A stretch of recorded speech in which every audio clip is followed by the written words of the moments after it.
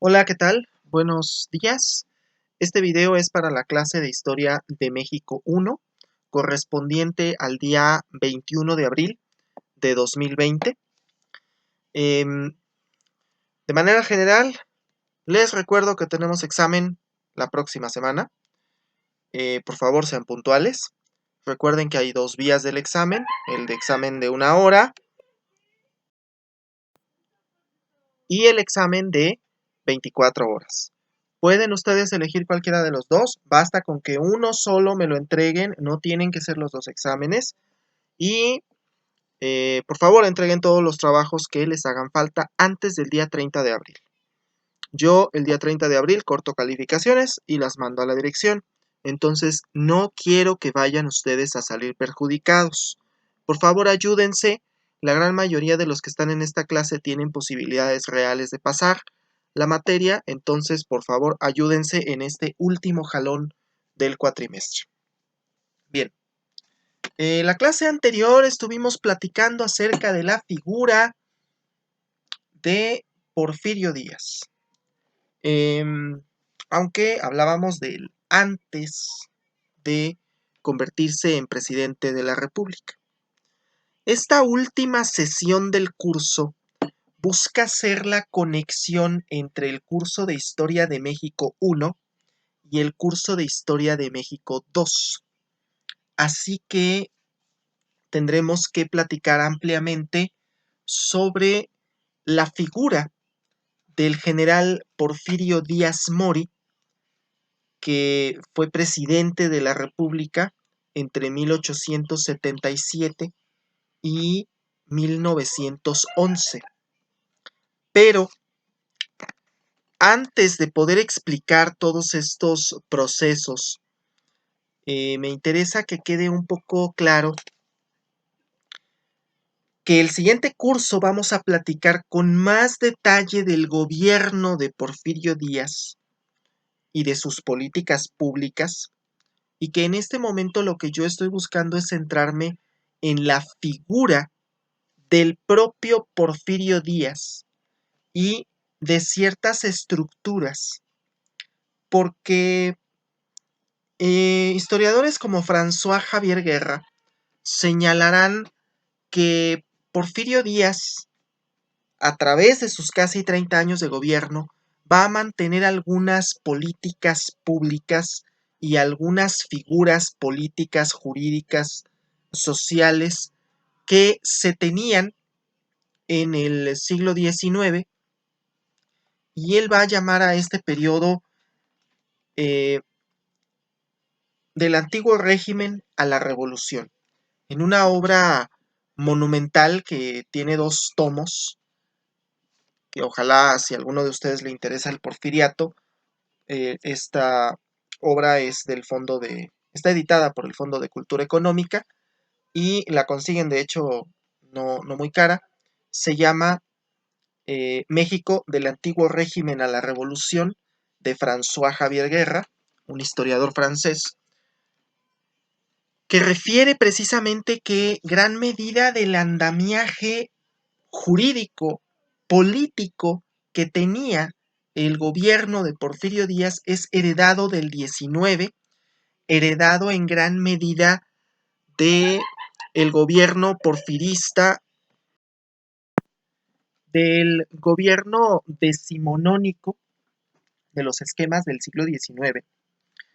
Y entonces tenemos a una figura, a un sujeto, Porfirio Díaz, que está ya, como lo dejamos la clase pasada, encumbrado en gran medida en la milicia, que sabía de leyes, que sabía de relaciones eclesiásticas, que sabía de guerra y que además era liberal, estaba con la camarilla de los triunfadores que fueron los liberales y mantendrá una serie de prácticas liberales, liberales todas ellas, pero en gran medida ese tipo de prácticas van a ser eh, adaptadas a un modelo no democrático, pero tampoco exactamente dictatorial. Hablar de Porfirio Díaz como un dictador es, eh, pues de principio una imprecisión.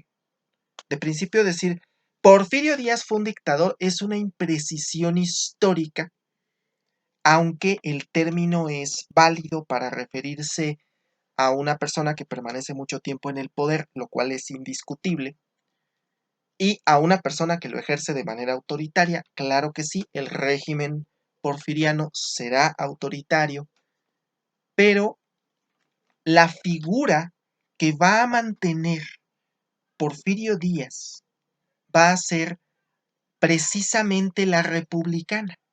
Precisamente Porfirio Díaz tendrá el carácter de presidente de la República, será electo presidente de los Estados Unidos mexicanos y se mantendrá así.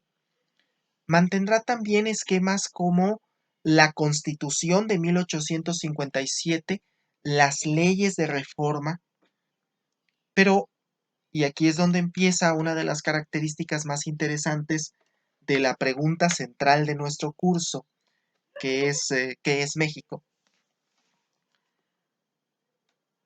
¿Qué sucede cuando en México tenemos alguna falta al reglamento de tránsito o eh, alguna norma legal? Pues, ¿qué decimos? Es que en México no pasa nada. Esto es México, no pasa nada. Es decir, estamos acostumbrados a que en México las leyes existen, pero no se cumplen. Precisamente por eso es por lo que muchas veces nosotros en México tenemos un gran problema, un grave problema con los, el sistema de justicia norteamericano. Cuando van a ejecutar a un mexicano en Estados Unidos, pedimos clemencia y decimos, no, es que no debería existir, deberían de perdonar y mejor que le den cadena perpetua, bla, bla, bla, bla. Pero no estamos acostumbrados en México a que la ley se cumpla a rajatabla. Y esto, pues ya era en el siglo XIX. Y de esto se aprovechará Porfirio Díaz para mantener el mismo andamiaje legal que establecía elecciones periódicas. Inclusive él mismo va a decir, yo no toqué el, el mecanismo de elección presidencial y el mecanismo de elección de diputados, senadores, gobernadores, etcétera. No lo tocó. Y por supuesto que no lo tocó porque no era necesario para él. En la práctica, efectivamente, Porfirio Díaz tenía un régimen completamente autoritario. Pero en estricta teoría, pues él era presidente por un periodo limitado y en las siguientes elecciones podrían elegir a alguien más. Reitero, el mecanismo a través del cual Porfirio Díaz se va a mantener en el poder son una serie de sucesivas reelecciones y además reelecciones pues prácticamente por unanimidad. Ya platicaremos en el siguiente curso, en el curso de Historia de México 2, cuando comencemos el curso, estaremos platicando en general sobre la figura de Porfirio Díaz y el mecanismo que tenía para reelegirse. Y además, pues esto nos va a recordar que las prácticas electorales que tenemos en México son en gran medida consecuencia de ese viejo régimen del siglo XIX y de la época porfiriana. Vamos, la larga tradición que tiene México de fraudes electorales no es nueva. Ya, reitero, lo platicaremos en el siguiente curso cuando hablemos de procesos de elección presidencial tan controvertidos como el de 1988 o el del año 2006. Pero será materia del siguiente curso. Es importante comprender que Porfirio Díaz va a mantener una relación bastante cercana, inclusive, con la Iglesia Católica. Oye, pero no que Benito Juárez había separado la iglesia del Estado. Sí, en la ley están separados. En la práctica, no. Esto es, reitero, es de total importancia entender que una cosa es lo que dice la ley y otra cosa es lo que efectivamente sucedía en ese México del 19, pero no nos casemos tampoco con la idea de que el porfirismo es un periodo de, de debacle en México, porque de hecho no. Para cuestiones y para fines económicos, estrictamente macroeconómicos, eh, y sobre todo para la inversión extranjera, el porfirismo va a ser una excelente noticia. Y el porfirismo va a ser, por supuesto, que el mejor régimen del momento. Comprender que cuando se le hizo la entrevista a Porfirio Díaz, la entrevista de Krillman en 1908, y cuando posteriormente James Krillman escribirá un libro que se llama Díaz, jerarca de México, él cuando saca conclusiones acerca del porfirismo nos dice de una manera muy interesante, el, el presidente Porfirio Díaz es uno de los mejores estadistas del mundo. Y no lo decía nada más James Krillman, lo decían todos los estadistas del momento.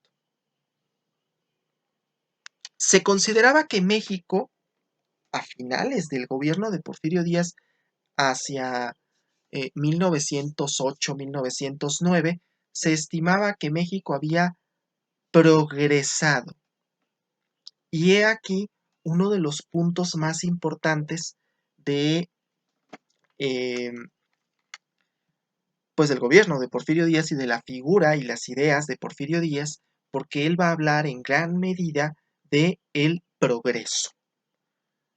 México tiene que progresar y estamos en una estela de progreso donde venimos del desorden de principios del siglo XIX, la estabilización en la reforma y la república restaurada, más que nada la estabilización, y entonces ahora con el porfirismo estamos hacia arriba porque está creciendo la inversión privada, están creciendo, hay crecimiento económico, hay inversión, hay todos esos indicadores macroeconómicos que a veces nosotros escuchamos en los periódicos, en las revistas, en los noticieros, es que el crecimiento es del tanto por ciento, pero no lo sabemos interpretar. Pues comprender que para pronto el crecimiento económico de el periodo porfirista es altísimo. Ojo, estoy hablando de crecimiento, no de desarrollo y mucho menos de bienestar. A veces se critica mucho, y esto es muy importante, a veces se critica mucho que es que durante el periodo de Porfirio Díaz sí había crecimiento, pero también había mucha desigualdad. Pues comprender que estamos precisamente ante una época de grandes desigualdades. Recordar que en nuestro curso de Historia Universal Contemporánea, el porfirismo corresponde a una época conocida como la Belle Époque, la Bella Época, el momento precioso donde estamos en la mejor época para vivir. Claro, eso lo creían las clases medias y las clases altas, porque por supuesto que las clases bajas van a tener en gran medida un descontento, pero precisamente, y por eso será toral en el curso siguiente cuando toquemos toda la entrevista de James Krillman y Porfirio Díaz, el propio Porfirio Díaz va a decir, México necesitaba una clase media. México no tenía una clase media, México tenía una clase alta, adinerada, y una clase baja enorme, y necesitábamos mover gente de la clase eh, baja a la clase media. Y sí, claro que surgirá la clase media burguesa en el siglo, en el periodo porfirista, a finales del siglo XIX, y existirá una intención de progreso. Una cuestión que platicaremos también en el curso siguiente, pero que es importante comprender, es que Porfirio Díaz, y perdón que lo diga de esta forma tan, tan cruda, pero Porfirio Díaz cometió un serio error, gravísimo error, que nos deja entrever otra parte de la idiosincrasia mexicana. Porfirio Díaz cometió el gran error de no morirse siendo presidente. Ese fue uno de sus grandes errores. Ay, ¿por qué no te moriste siendo presidente? Así hubieras pasado a la historia tal vez como uno de los mejores presidentes, si no es que el mejor. Pero no te moriste siendo presidente. Te moriste cuando había una revolución. Y la revolución necesitaba un villano. Y el villano era el gobierno que había sido derrocado. Entonces, por supuesto que el gran villano que va a construir la historiografía mexicana de postrevolucionaria y hasta por ahí de finales de los años 80 será altamente antiporfirista. Es decir, Paul Gardner nos dice de una manera magistral, hay 3 periodos en la historiografía porfirista. Durante el periodo porfirista es completamente porfirista la historiografía. Los historiadores hablan de este periodo como lo mejor.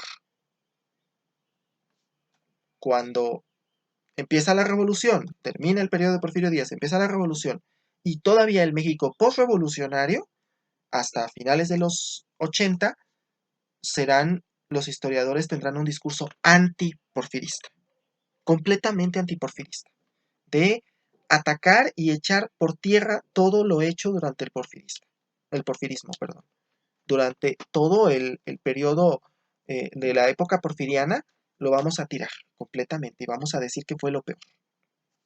Será hasta finales de los 80, principalmente con, con el gobierno de Salinas de Gortari, que es el primero que no se considera heredero de la revolución, a pesar de venir del Partido Revolucionario, es hasta entonces que más o menos la historiografía oficial, porque la no oficial quizá ya lo había hecho un poquito antes, que la historiografía oficial, es decir, los libros de texto gratuitos, van a empezar a tocar la figura de Porfirio Díaz con un poquito más de cuidado y no van a tener un ataque tan directo a Porfirio Díaz.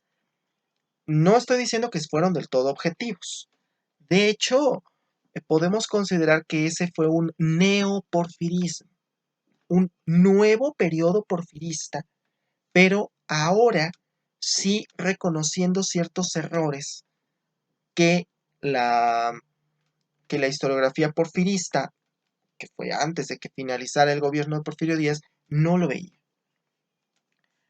Ahora que estamos en el 2020 y que pues el gobierno que acaba de llegar es pues como que muy se quiere abanderar de las ideas del viejo PRI, probablemente entremos en un periodo de, de neoantiporfirismo, es decir, que se ataque nuevamente a la figura de Porfirio Díaz.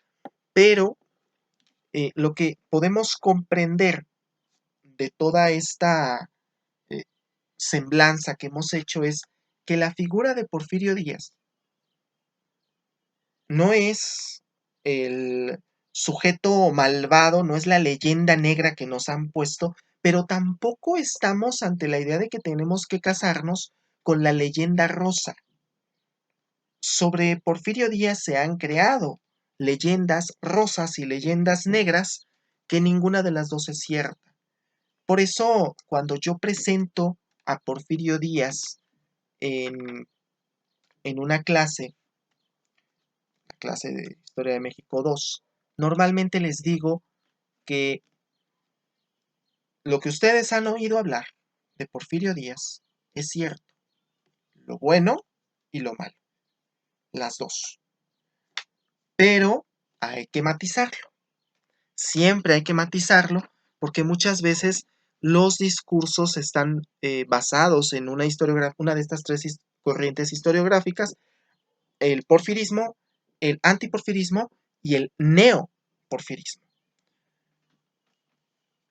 Entonces, pues de manera general, esa es la figura de Porfirio Díaz, esa es el tratamiento que le hemos dado los historiadores a la figura del general José de la Cruz Porfirio Díaz Mori, y los eventos de su periodo presidencial y que vienen después no se pueden separar de esta visión historiográfica de a veces el gran genio, a veces el peor de los villanos, pero que quizá deberíamos empezar más allá de satanizar o santificar a Porfirio Díaz, empezar a ver aciertos y errores y tratar de entender un poco más el periodo.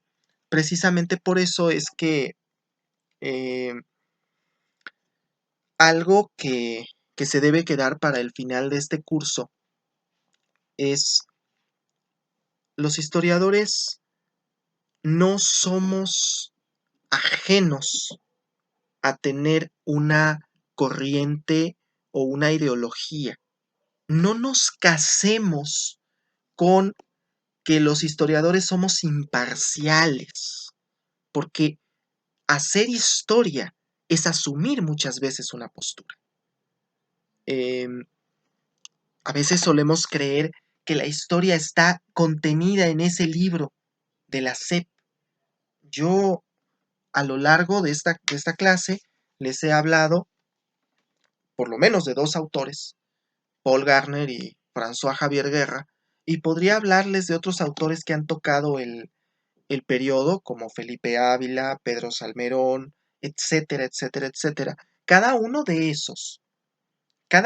esos historiadores, algunos de ellos a los que tengo el gusto de conocer, como es el doctor Felipe Ávila, eh, cada uno de ellos tiene su ideología. Algunos de ellos son completamente de izquierda o algunos pueden ser completamente de derecha o pueden asumir el centro o pueden, vamos, no necesariamente la visión que va a tener un historiador y que va a tener otro van a ser iguales. Por eso hablamos de corrientes historiográficas. Y precisamente por eso es que ustedes tienen que forjarse un criterio propio.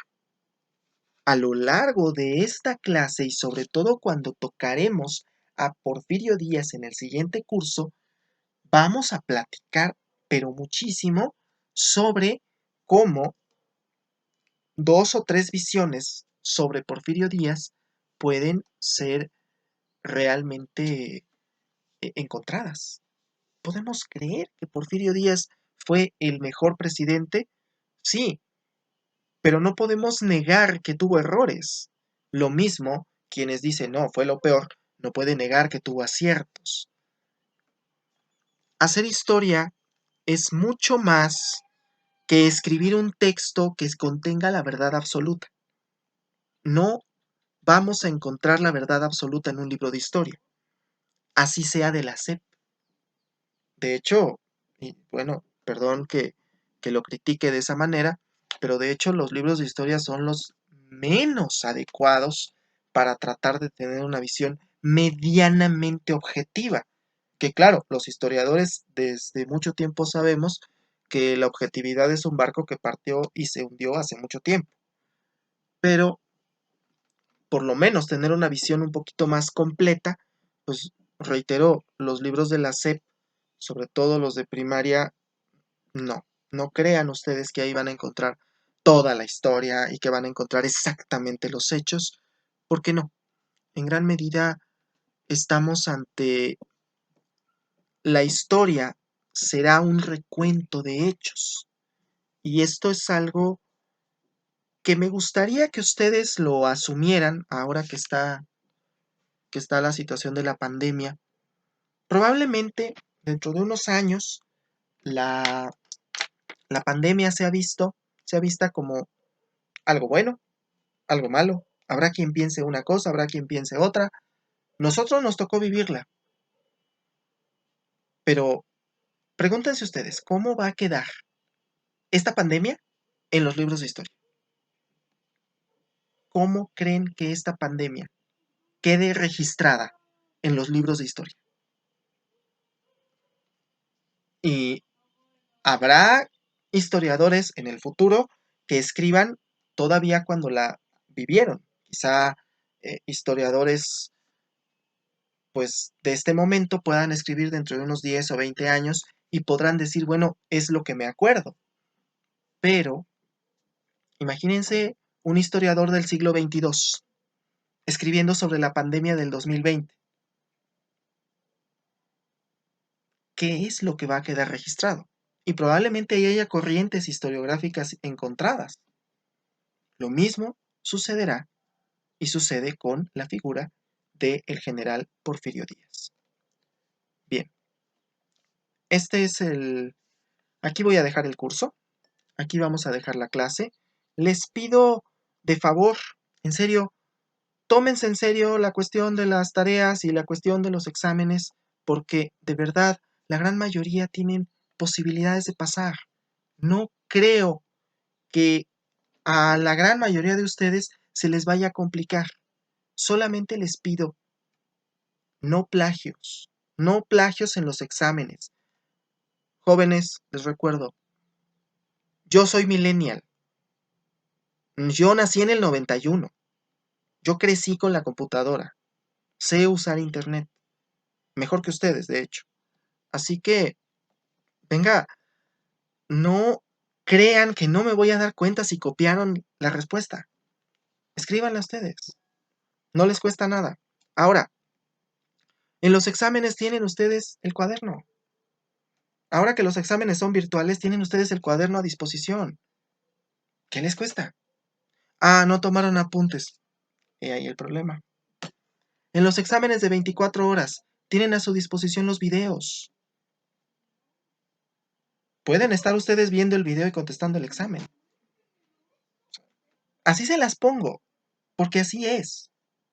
Entonces, les pido de favor, no lo echen en saco roto. La gran mayoría puede pasar y creo firmemente en ustedes. Bien, muchas gracias, que tengan excelente día y nos vemos en los exámenes.